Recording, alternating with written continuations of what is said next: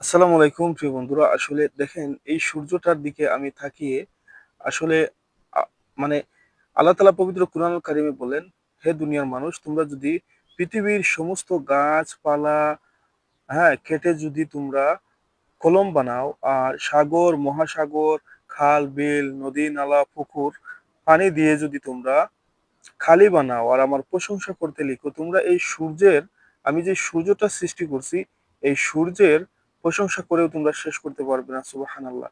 দেখেন এই সূর্যটা আস্তে, আস্তে অস্ত যাচ্ছে। এই সূর্যটা দিনের বেলা আমাদেরকে কত মানে আলো দেয়। সুবহানাল্লাহ, সুবহানাল্লাহ। আল্লাহর প্রশংসা আসলে শেষ হওয়ার মতো নয়।